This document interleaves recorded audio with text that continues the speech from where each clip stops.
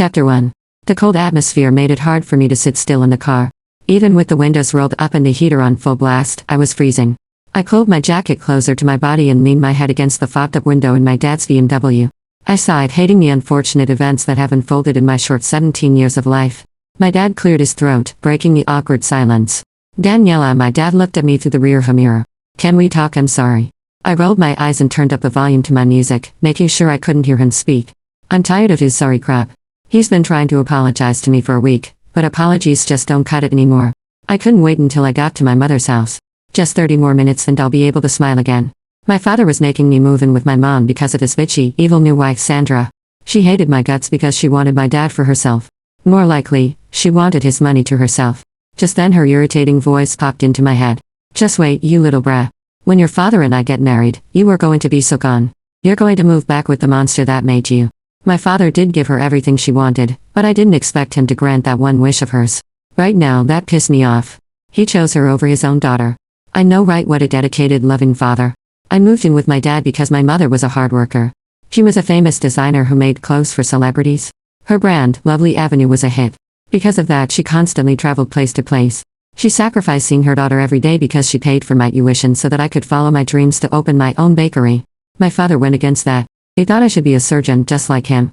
That was one of the reasons my parents are divorced. He wanted my older brother and I to live our lives the way my father wanted. Just then, my phone vibrated in my pocket, waking me up from my reverie. I pulled out my cell phone. One new text message from Chase, it read. I signed and opened up the text message. Baby, I miss you. I hope you forgive me. I'm sorry for all the crap I have done. I'm sorry. I love you. I rolled my eyes once again. This time, I was on the verge of crying. Another man I loved in my life that let me down. Chase was my boyfriend. I loved him very much. He had short, curly blonde hair and brown eyes.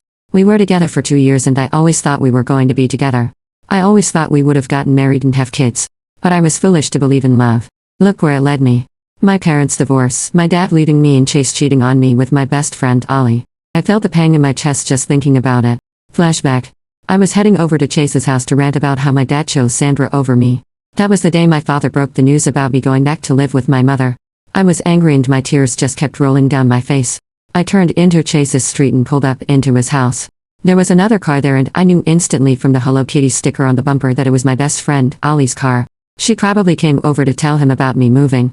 I walked in without knocking, like I usually do. I going up the stairs and froze when I heard moaning and grunts coming from upstairs. Oh my gosh, Chase, faster, a distressed voice said. I heard another moan. I knew that voice. That was Ollie. At that moment, I felt like the whole world turned against me. Everyone I loved was stabbing me in the back. Why fate chose for it all to be on the same day was beyond me. I could literally hear my heart breaking. But it wasn't the time to think about that. I had to hold my head up high. I was strong. I wasn't angry, I was infuriated. The moan from Ollie's mouth set me stomping up the stairs and barging into Chase's room. My heart broke some more. I saw Ollie's red hair poking out from under Chase. Chase looked back at me at the doorway with a look of horror on his face. They both scrambled to their feet. Oh, why did you guys stop? It was getting to the good part, I said, venom dripping from my voice. They were scrambling, looking for their clothes that were thrown all over the floor. I saw Ollie's bra and threw it at her. You may want to use this. Her face was red. Danny, it's not what it looks like, Chase said. I scoffed and rolled my eyes, crossing my arms over my chest. Oh yeah, let me guess. I paused dramatically. You guys decided to get to know each other like I had been insisting all this time, I spat. Both of them flinched. Ollie was looking at the ground and she was quiet the whole time. Something she did often when she was scared. Ollie, I can't believe you. We've been friends since the first grade, I yelled. I looked at Chase. And you, I loved you. I turned on my heel, stalking out of the house. Chase kept yelling my name, telling me to come back and saying how much he was sorry and how much he loved me. End of flashback. I used to be happy, carefree, bright, and thought love was the most amazing thing in the world. I used to go to parties, make out with my boyfriend, make new friends, and do the unthinkable. I used to love skydiving, surfing, and riding the most terrifying rides at the amusement park. Now, I'm sad, serious, and dull. Now, I prefer staying at home watching reruns of Pretty Little Liars, eating tubs of Ben Jerry's strawberry ice cream, and trying to avoid my social life.